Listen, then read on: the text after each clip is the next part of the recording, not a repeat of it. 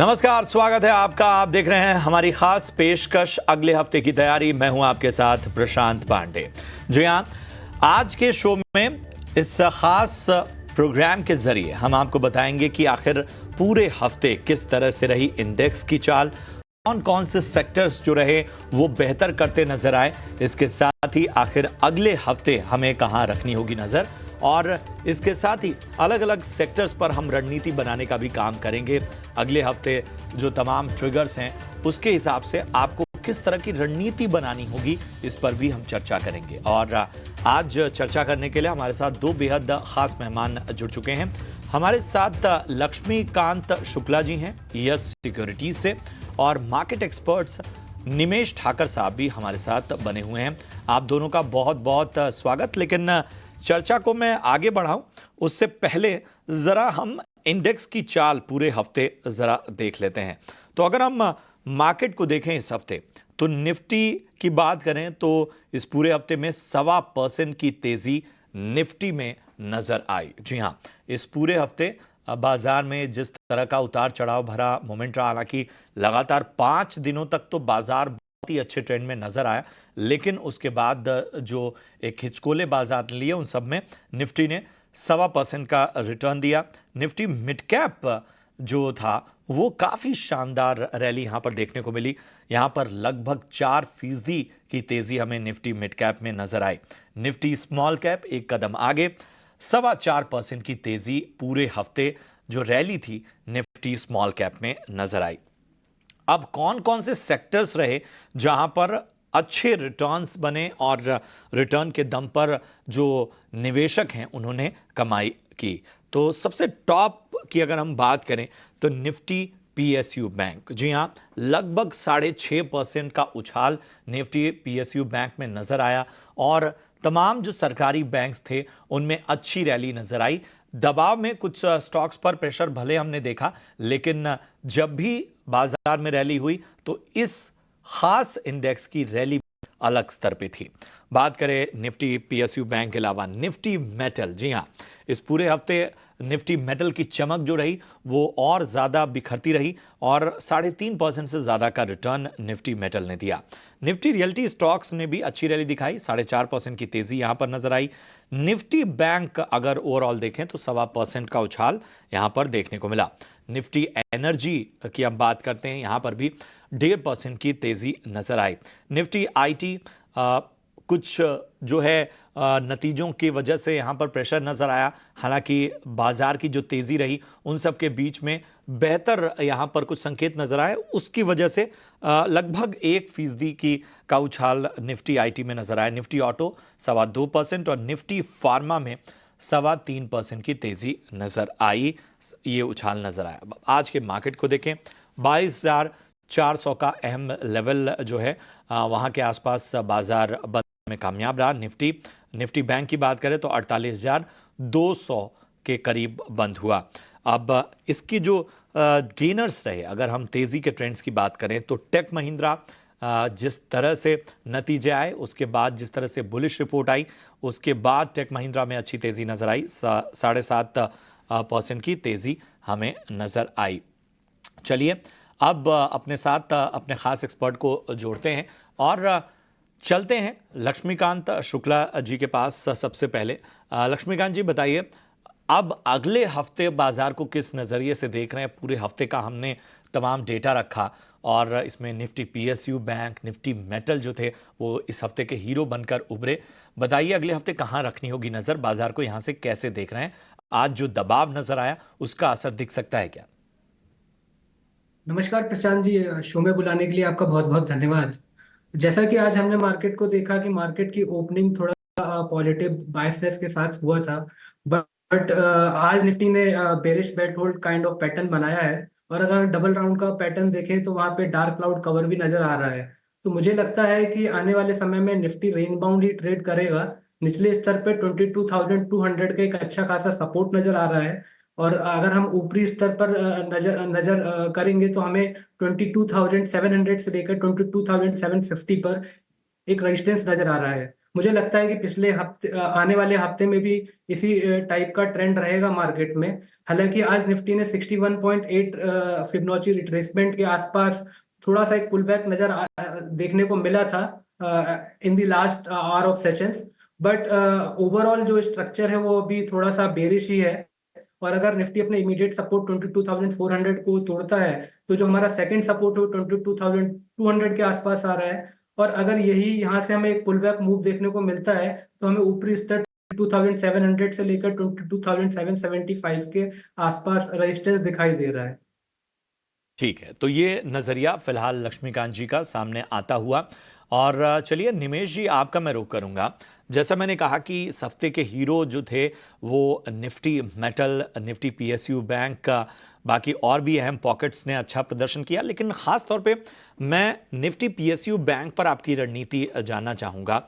और अगर हम पीएसयू बैंकों में आपके फेवरेट देखें और आपको ऐसा लगता है कि आने वाले वक्त में चाहे शॉर्ट टर्म के लिहाज से चाहे लॉन्गर रन में, अगर दोनों की रणनीति के हिसाब से देखें तो आपकी पसंद क्या होगी? Very good afternoon Prashant ji. देखिए, पीएसयू बैंक के अंदर मेरी जो रिकमेंड रहेगी टॉप 4 की है, जिसके अंदर मैं जो अब तक बाय रिकमेंड करता हूँ SBI, Punjab national bank, Canara bank and bank of Baroda. ये बैंक काफी स्ट्रॉन्ग लग रही है।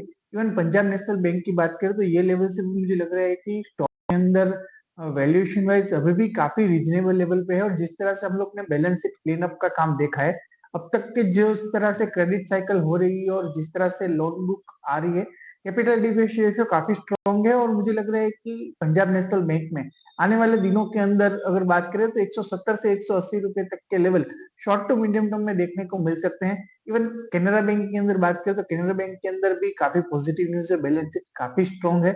और जिस तरह से डीमर्जर की बात हुई है, मुझे लग रहा है कि कैनरा बैंक भी आने वाले दिनों में 850 से 900 तक के लक्ष्यांक देखने को मिल सकते हैं for long term point of view से। एसबीआई भी ये लेवल से काफी अच्छा लग रहा है। तो पीएसयू बैंक बास्केट के अंदर क्लियर है, ये जो टॉप 4 बैंक है उसी के साथ काम करना है, जहां पर हम लोग को एक क्लियर विजिबिलिटी देख रहे हैं बैलेंस शीट क्लीनअप की और क्रेडिट ग्रोथ की। तो पीएसयू बैंकों में एसबीआई, पीएनबी, कैनरा बैंक, ये तमाम स्टॉक्स जो हैं वो पसंद आते हुए इस वक्त निमेश जी को। लक्ष्मीकांत जी, एक चीज़ मैं समझना चाहूँगा कि अ, अगर हम पूरे बाजार में ख़ास तौर पे मेटल स्टॉक्स को देखें, एक ऐसी रैली मेटल स्टॉक्स ने दिखाई है, जाहिर सी बात है कि उसके ग्लोबल जो फैक्टर्स हैं वो ज़्यादा इस वक्त मायने रख रहे हैं, लेकिन मेटल स्टॉक्स की तेज़ी क्या अब धीरे धीरे एग्जॉस्ट होने की ओर बढ़ रही है, या आपको लग रहा है कि अभी तगड़ा रनअप बाकी है? जी, जिस हिसाब से आज मेटल स्टॉक्स ने ट्रेड किया है, अगर मैं निफ्टी मेटल इंडेक्स के चार्ट्स को देख पा रहा हूं तो वहां पर मुझे एक शूटिंग स्टार पैटर्न दिखाई दे रहा है। तो हल्की से एक प्रॉफिट बुकिंग आने का एक्सपेक्टेशन है। बट निचले स्तर पर अगर 20 डीएमए के पास इसका एक सपोर्ट दिखाई दे रहा है जो कि आ रहा है 8,800 के आसपास। सो मुझे लगता है 8,800 it quite be good support for Nifty metals. और जब तक ये इसको होल्ड करता है तब तक अपसाइड के मूवमेंट दिखाई दे सकते हैं। निफ्टी मेटल्स में भी देखा जाए, अगर Tata steel, steel authority of India और इसके अलावा जो हमारा तीसरा स्टॉक है वो है हिंडेल्को। सो ये तीनों ही स्टॉक में काफी अच्छी तेजी दिखाई दे रही है आने वाले टाइम में। तो इन तीनों ही स्टॉक्स में डिप पर बाई की ही सलाह रहेगी। तो ये वो अहम स्टॉक जहां पर बाय रिकमेंडेशन है, थोड़ी बहुत प्रॉफिट बुकिंग नज़र आ सकती है और वो एक्सपेक्टेड भी है क्योंकि जिस तरह से मार्केट चले हैं। लक्ष्मीकांत जी, अभी हम पीएसयू बैंक की बात कर रहे थे, ज़रा एक स्टॉक पर राय दीजिए, बैंक ऑफ महाराष्ट्र कैसा लग रहा है आपको यहां से?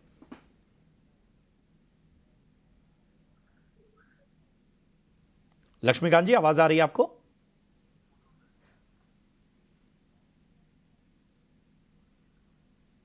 हेलो, जी जी। मेरी आवाज आ रही है आप तक? जी जी जी। सी पीएसयू बैंक्स में जैसा कि हमने देखा था कि पिछले कुछ सेशंस में पीएसयू बैंक्स हमें आउट परफॉर्म करते हुए नजर आए थे। और इसमें जो मेजर स्टॉक्स है जो काफी बुलिश नजर आ रहा है वो एसबीआई है। पिछले हमें कल ही वहां पे एक तगड़ा ब्रेकआउट चलिए, देखने को मिला था। लक्ष्मीकांत जी, लक्ष्मीकांत जी, मैंने बैंक ऑफ महाराष्ट्र पे आपसे आपका व्यू जानना चाहा था। पीएसयू बैंकों पे तो हमने निमेश जी से अभी राय ली है। Okay okay. So bank of Maharashtra में भी यही फॉर्मेशन नजर आ रहा है, ये अपने हायर टॉप्स हायर बॉटम के साथ ट्रेड कर रहा है। सो मुझे लगता है कि आने वाले समय में इसमें तेजी बनी रहेगी। निचले स्तर पर अगर देखा जाए तो 62 से लेकर 61 के आसपास एक स्ट्रॉन्ग सपोर्ट नजर आ रहा है। एक बार ये स्टॉक 70 के लेवल्स को क्रॉस करेगा तो वहां से हमें 77 से लेकर 77 से लेकर 80 तक के जोन अपसाइड के दिखाई दे रहे हैं। तो ये है बैंक ऑफ महाराष्ट्र पर आए नजरिया। आप फिलहाल पॉजिटिव एवं लेवल्स का ध्यान रखिए। यहां वक्त हो गया एक से ब्रेक का, फौरन हाजिर होते हैं।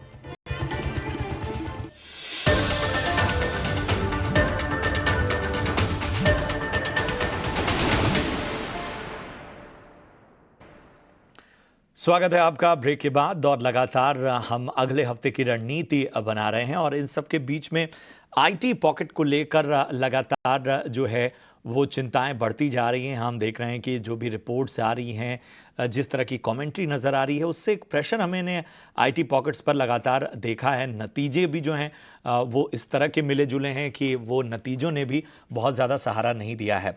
निमेश जी, आईटी स्टॉक्स जो हैं, जो एक वक्त पे ये इतने बड़े फायदे का सौदा होते थे, अब आईटी पॉकेट्स में हम देख रहे हैं कि लंबा समय हो जा रहा है कंसोलिडेशन का।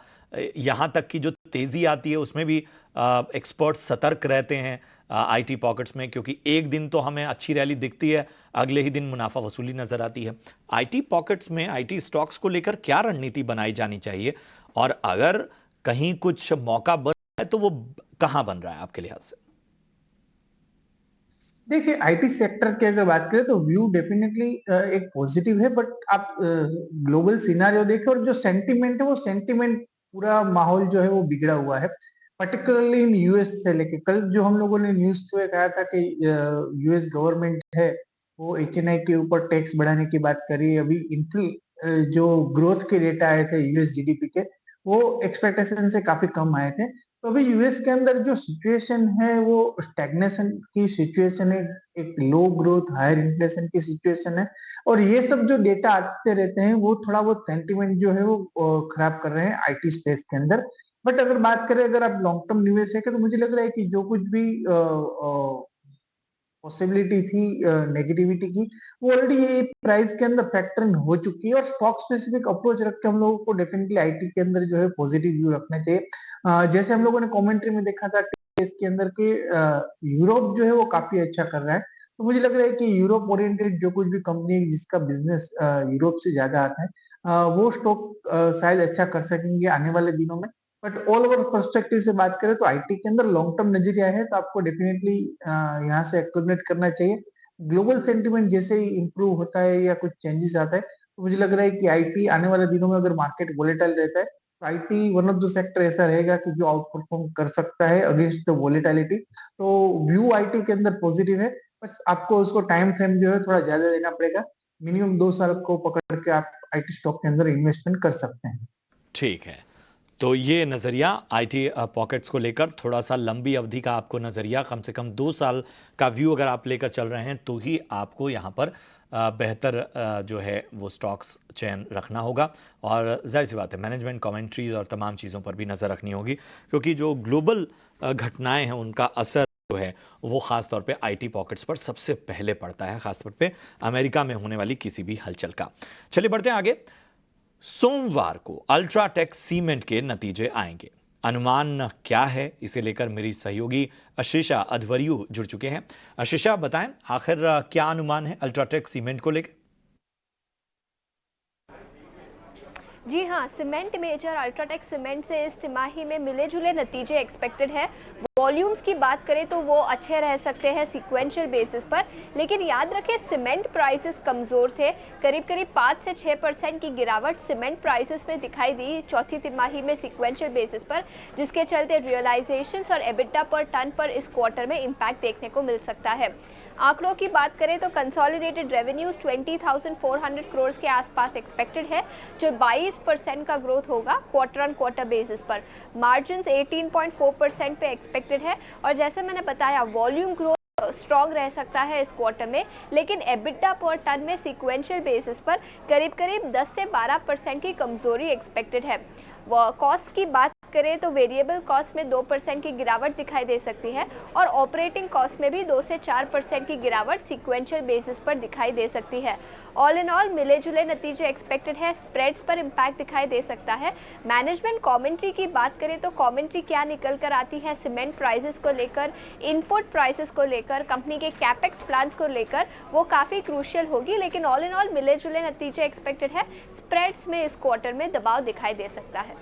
शुक्रिया शेषा इस अहम जानकारी के लिए। चूंकि सोमवार के नतीजे अभी दूर हैं तो इस पर तो हम अभी फिलहाल चर्चा नहीं करेंगे, लेकिन आज कुछ अहम कंपनियों के नतीजे आने वाले हैं। HCL टेक देख लीजिए, SBI लाइफ, श्रीराम फाइनेंस और इन स्टॉक्स पर, 3-4 स्टॉक्स पर ज़रा हम चर्चा कर लेते हैं।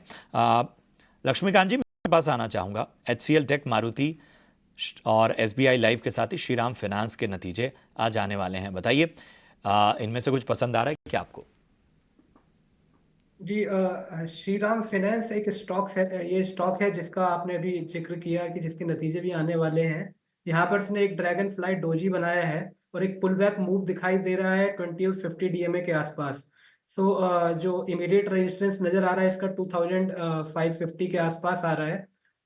वहाँ से मुझे ये स्टॉक ऊपरी स्तर पर पुश होता हुआ नजर आ रहा है। यहाँ से स्टॉक 2700 से लेकर 2770 के लक्ष्य तक पहुंच सकता है। यहाँ पर जो हमें स्टॉप लॉस लेकर चलना है वो लेकर चलना है 2350 का।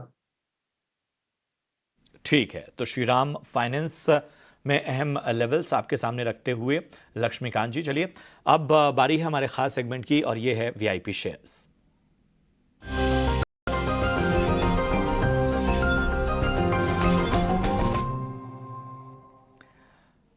निमेश, सबसे पहले आपके पास आना चाहेंगे। बताइए VIP शेयर में आपकी आज पिक क्या है? देखिए, VIP स्टॉक के अंदर मैं इंडियन ऑयल कॉर्पोरेशन को बाय रिकमेंड करता हूँ।